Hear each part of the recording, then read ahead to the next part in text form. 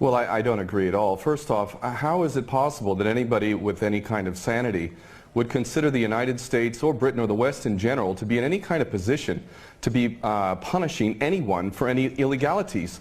If we want to take a look at Iraq, there is at least 1 million, probably even close to 2 million dead. We invaded that country, destroyed it, created millions of orphans, millions of refugees, and never even so much as apologized for that. Let's go back to Vietnam, where we dropped 20 million bombs, more than all of World War II combined. We have destroyed so many countries. We have tortured and killed and maimed and raped around this planet. Who in the hell in their right mind would consider the United States or the West in general to be in any position to punish anybody? Never mind the obvious facts that this is a false flag attack and a long list of false flag attacks, which let's get into that, please. Well, we don't operate under international law. What we have is the color of law, the law of the jungle, in which the rich and the powerful basically determine what goes and what doesn't go. Iraq is a perfect example of that. Why isn't Tony Blair and George Bush rotting away in a prison cell for the rest of their lives? Because the law is not being applied. These are war criminals, and they should be in prison for the rest of their lives, if not executed, if their own rules were adhered to for their own crimes.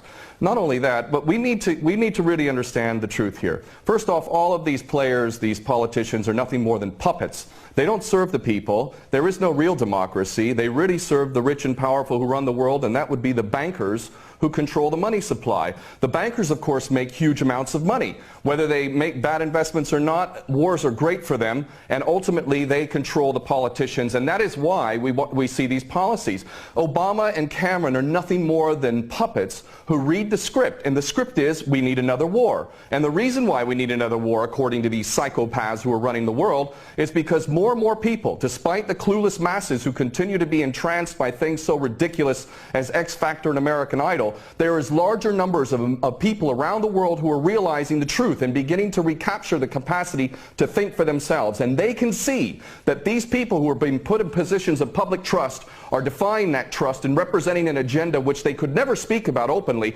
because they're nothing more than prostitutes and nothing more than minions for the powers that be. Well, the Greater Israel Project is all about destabilizing surrounding nations, ultimately in pursuit of this dream of Greater Israel, from the Euphrates down to the Nile, all the way over to the Eastern Mediterranean. This is the dream of these psychopaths, and so destabilizing governments, creating sectarian strife is all part of that menu and all part of the design to create Greater Israel. So that goes, that's self-evident. But I have to go back to what this gentleman is saying in Washington, D.C. about America not wanting to get involved, or Obama not getting involved. What are you talking about?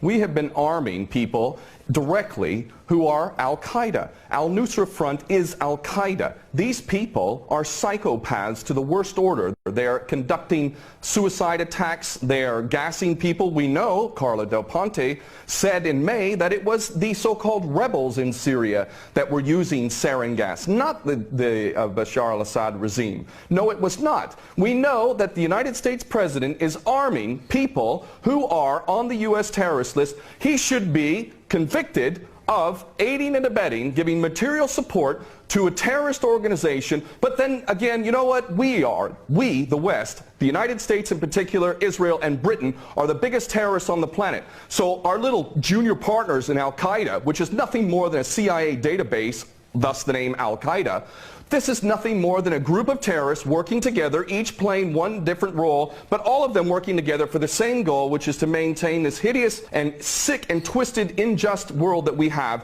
which is a perpetual state of war. Always one illusion, one boogeyman after another. But the fact is, Obama is nothing more than a puppet war criminal, just like his predecessor and every other U.S. president before him. So please don't tell people out there that the U.S. is not involved. It's directly involved, and it is arming people who are absolute psychopaths. Because the United States has never been interested in anything. Ken O'Keefe, go ahead. Has never been interested in anything other than war. The United States is in a perpetual state of war because the bankers control the politicians, and they read the script as given to them by the banksters, and they make huge amounts of money off of this. What this gentleman is saying about the United States not wanting war, not wanting to get involved, is like Iraq 2.0. It's a repeat of the same rubbish that was said, oh, we don't want war, war is a last resort. That's absolutely untrue. It's a lie. Those that are in government are nothing more than prostitutes who are carrying out the orders of those who are in charge of them, and those that are in charge want another war. And part of that that is what we discussed earlier, the Greater Israel Project, to destabilize any Arab regime which might have any kind of autonomy and self-determination. Any regime in the Arab world that is not an absolute puppet cannot be tolerated. And who are the nations that we target? Those that are not puppets. We don't target those like the Saudi regime, which is the biggest human rights violator in that region. It's cutting off people's heads in public, cutting off hands. It is the most grotesque regime on the planet, and yet we give that regime weapons and it's no problem whatsoever.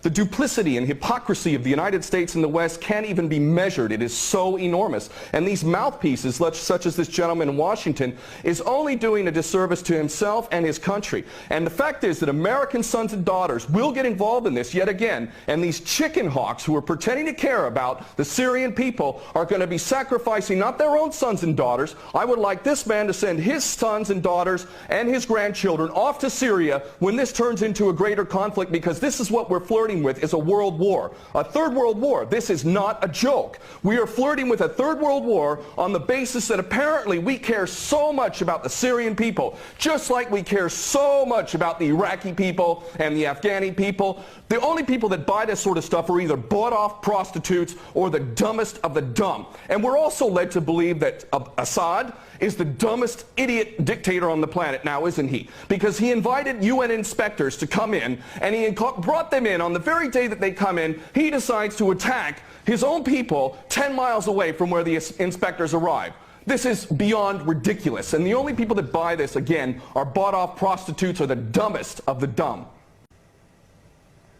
Well, there's no question that they don't intend for limited strikes, and that's not going to do anything. They want to go in full scale. That's the plan. Of course, they'll use pretext to be able to justify the initial attack, and then they'll concoct more things to justify a greater involvement. The Daily Mail reported here in the UK, and it's commonly understood to those who are paying attention, that defense contractors, leaked emails from defense contractors proved that there was already an approved plan from Obama down to give these psychopath terrorists, Al-Nusra Front, chemical weapons. We know that Al-Nusra Front, 12 individuals in Turkey were caught with 2 kilos of sarin gas. Where did they get that from?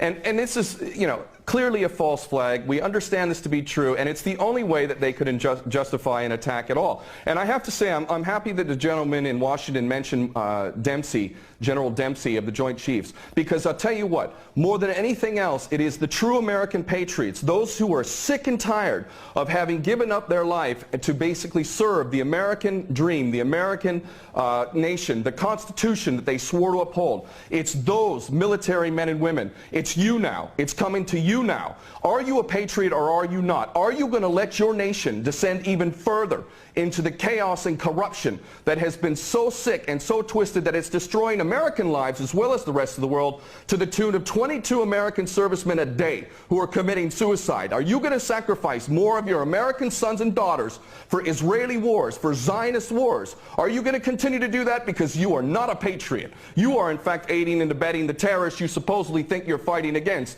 And those Americans who are waking up to this, I hope to God, in the military in particular, that you refuse your orders. And this is why the people of America who are refusing to buy this nonsense, the overwhelming majority do not support any kind of attack on Syria. And in those in the military, I know that the powers that be are very, very frightened that high-ups within the military will refuse the orders. And I hope this is exactly what happens if an attack on Syria occurs. Very well. We're going to leave it there. Thank you very much, former U.S. Marine and war veteran there, Ken O'Keefe, talking to us from London. And thank you very much from the senior fellow at Center for American Progress, Lauren Korb, who spoke to us from Washington.